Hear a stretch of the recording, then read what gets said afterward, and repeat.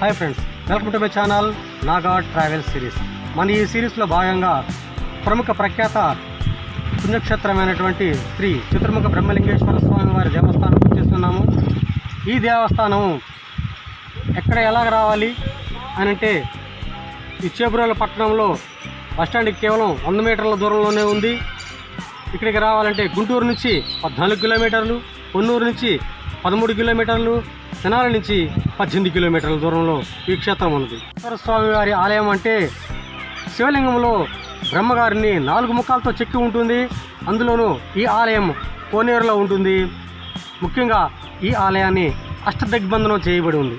ఎందుకు అష్టదిగ్బంధనం చేశారు అంటే అష్టదిగ్బంధనం చేసినటువంటి ఆలయాలేంటి, అందులోనూ ఈ క్షేత్రానికి తూర్పున పడమర శైవాలయాలు, ఉత్తరము దక్షిణాలయాలు వైష్ణవాలయాలు, 4 మూలల 4 అమ్మవారులు, మొత్తం కలిపి 8 ఆలయాలతో అష్టదిగ్బంధనం చేశారు. ఈ ఆలయాన్ని ఎందుకు అష్టదిగ్బంధనం చేశారు, ఈ ఆలయానికి క్షేత్రపాలకుడుగా కాలభైరవ స్వామి ఉన్నారు, వీరభద్ర స్వామి ఇద్దరు ఎందుకు ఉన్నారు, ఇలాంటి ముఖ్యమైన విషయాలని మనం ఈ వీడియోలో తెలుసుకోబోతున్నాము. అందులోనూ ఈ ఆలయాన్ని ఎప్పుడు నిర్మించారు, ఎవరు నిర్మించారు, ఏ ఉద్దేశంతో నిర్మించారు, అసలు ఈ క్షేత్రానికి అష్టదిగ్బంధనం ఎందుకు చేయబడింది అనే విషయాలని ఈ వీడియోలో మీకు వివరించడం జరుగుతుంది. దయచేసి ఈ వీడియోని పూర్తిగా చివరిదాకా చూడండి, స్కిప్ చేయవద్దు. నచ్చితే లైక్ చేయండి, సబ్స్క్రైబ్ చేయండి. తెలుసుకుందామా ఈ క్షేత్ర మహిమ.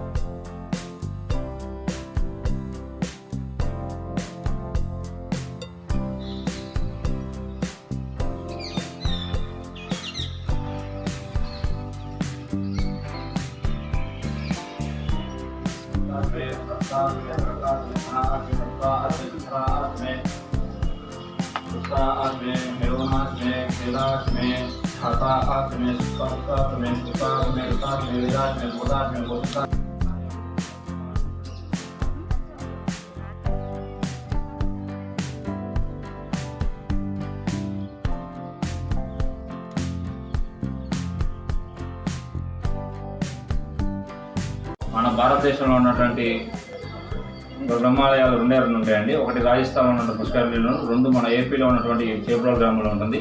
ఈ యొక్క బ్రహ్మాలయానికి ఉన్నటువంటి విశిష్టత ఏంటంటే స్వామివారు అష్టదిగ్బంధనంలో ఉంటారు.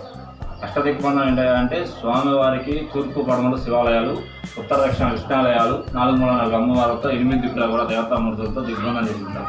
అసలు ఈ ఆలయాన్ని నిర్మించడానికి కారణం ఏంటి, ఈ అష్టదిగ్బంధం కారణం ఏంటి అంటే మన అమరావతి పరమాంచ వాసిరెడ్డి వెంకటాద్రినాథ్ గారు అని చెప్పి మన జమీందార్ గారు ఇక్కడ ఉన్నటువంటి గ్రామస్తులు కొంతమంది దొంగలు ఉండడం వల్ల వీళ్ళంతా కూడా గ్రామస్తులు ఈ దొంగలతో విసుగు చెందేటప్పటికి రాజుగారి దగ్గరికి వెళ్ళి మొరబెట్టుకునేటప్పటికి ఆ రాజుగారు వీళ్ళందరినీ కూడా పిలిపిస్తారు.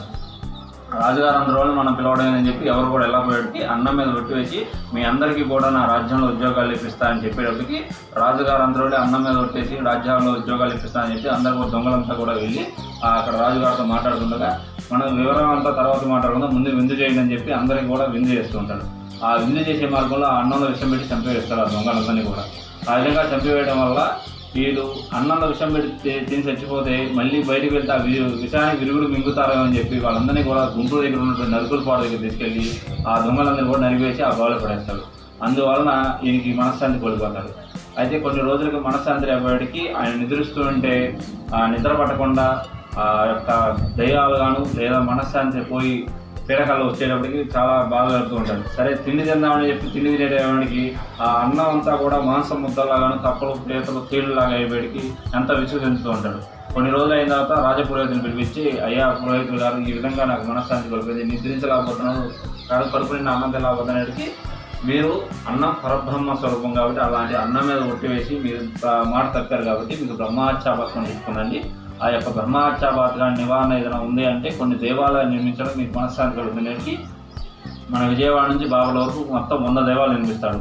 100 దేవాలయాలు నిర్మించి దేవతార్చన చేస్తున్నా కానీ మనశ్శాంతితో పాటు గ్రామంలో అంటే ఆయన పరిపాలించే రాజ్యంలో కూడా అన్ని చెడు వ్యవహారాలు జరుగుతూ ఉంటాయి. అంటే ఆ యొక్క రాజ్యం అంతా కూడా నిర్వీర్యం అయిపోతూ మానభంగాలతోనూ దోపిడీలతోనూ బాగా విసుగు చెందేటప్పటికి మళ్ళీ రాజపురోహితుని గెలిపించి మనశ్శాంతి ఒక మనసులోనే అనుకుంటే ఇప్పుడు రాజ్యంలో కూడా తయారైంది అనేది మీరు బ్రహ్మహత్యాపాతకాన్ని ఒక బ్రహ్మాలయం ఒకటే నివారణ. ఆ యొక్క బ్రహ్మాలయాన్ని ఏ ఊరు గ్రామ దొంగలు అయితే మనం చంపేశామో ఆ గ్రామంలో బ్రహ్మాలయాన్ని నిర్మించుకుంటే ఈ యొక్క పరిహారం ఉంటుందని చెప్పేటికి ఈ చేబ్రోలు గ్రామాన్ని తీసుకొచ్చి ఈ యొక్క బ్రహ్మాలయాన్ని నిర్మిస్తారు.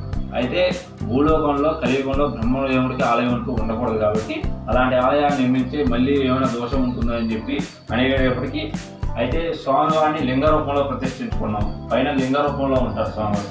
ఆ లింగ రూపంలో ప్రతిష్ఠించుకుంటే పరమేశ్వరుడు చేసేటువంటి పూజ అభిషేకం అర్చన కూడా అంతా కూడా బ్రహ్మదేవుడు కలుగుతుంది కాబట్టి ఎటువంటి దోషం అని చెప్పి చెప్తాడు. అయితే ఈ గ్రామంలో కావడం వల్ల ఏదైనా దోషం గ్రామస్తులుగా తోలితే మళ్ళీ ఇబ్బంది అని చెప్పేటికి ఈ స్వామి అష్టదిగ్బంధంలో ఈ యొక్క దేవాలయం నిర్మించుకుంటే ఎటువంటి దోషం ఉండకుండా ఉంటుందని చెప్పి ఈ ఆలయాన్ని నిర్మించడం వల్ల జరుగుతుంది. అందువల్ల ఈ స్వామివారు అష్టదిగ్బంధంలో ఉంటారు.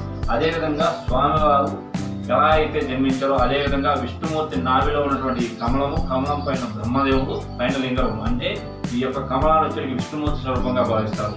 బ్రహ్మ విష్ణు మహేశ్వరుడు ముగ్గురు కూడా ఏకపీఠం మీద ఉంటారు. అదేవిధంగా ఈ యొక్క కోనేరు వచ్చి 300 అడుగుల లోతు ఉంటుంది. 365 రోజులు ఎప్పుడు కూడా ఈ కోనేరులో నీరు ఉంటూనే ఉంటుంది.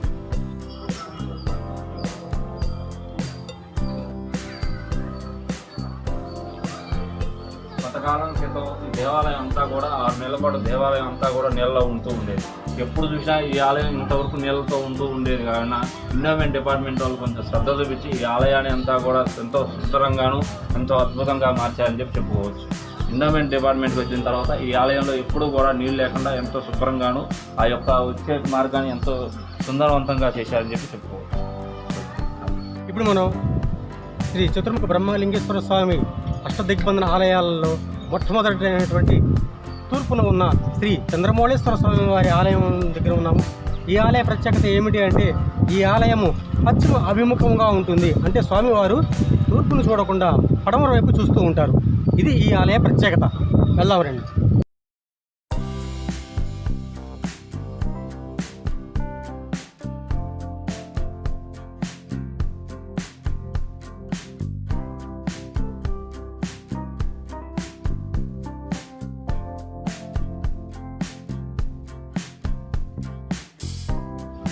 ఇప్పుడు అష్టదిగ్బంధన ఆలయాలలో పడమర వైపున ఉన్నటువంటి శ్రీ సహస్రలింగేశ్వర స్వామివారి దేవస్థానంలో విచ్చేసి ఉన్నాము.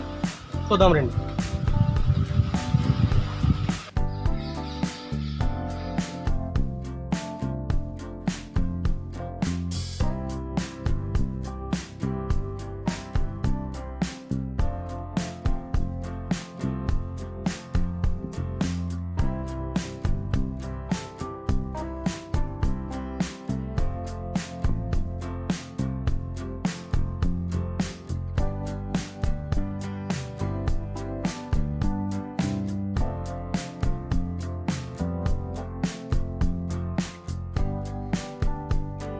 చూసుకున్నట్లయితే ఆ యొక్క దేవాలయాలు పుణ్యక్షేత్రాలుగా ప్రసిద్ధి చెందుతాయని చెప్పి మారేడు దళాల యొక్క విశిష్టత అలా ఉంటుందన్నమాట.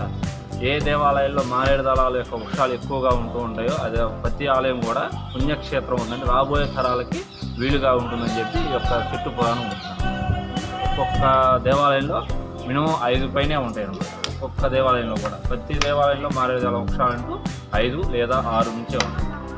ఇప్పుడు మనం అష్టదిగ్బంధన ఆలయాల్లో ఉత్తర దిక్కున ఉన్నటువంటి శ్రీ వేణుగోపాల స్వామి వారి ఆలయం దగ్గర ఉన్నాము. ఈ ఆలయము వైష్ణవ ఆలయము. వెళ్దాం రండి.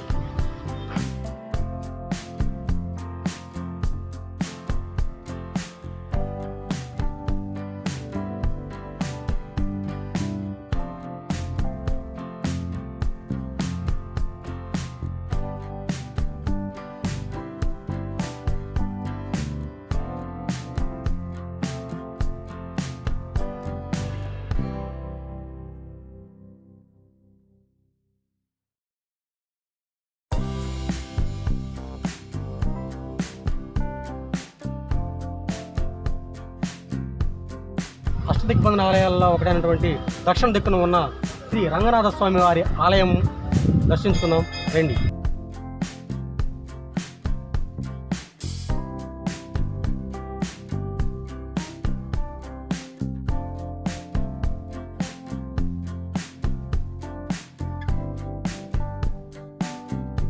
ఈశాన్య దిక్కున ఉన్నటువంటి శ్రీ రాజలక్ష్మి అమ్మవారి ఆలయం దగ్గర ఉన్నాము. అష్టదిగ్బంధన ఆలయాల్లో ఈశాన్యమున్న అమ్మవారు ఉన్నారు.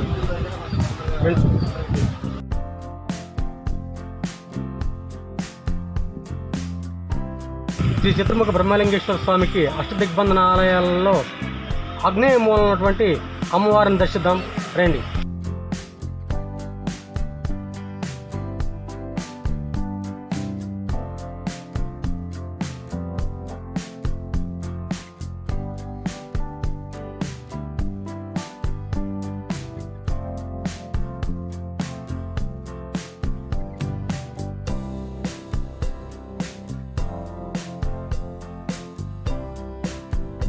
చతుర్ముఖ బ్రహ్మలింగేశ్వర స్వామి వారికి క్షేత్రపాలకుడైనటువంటి శ్రీ కాలభైరవ స్వామి వారిని దర్శించండి.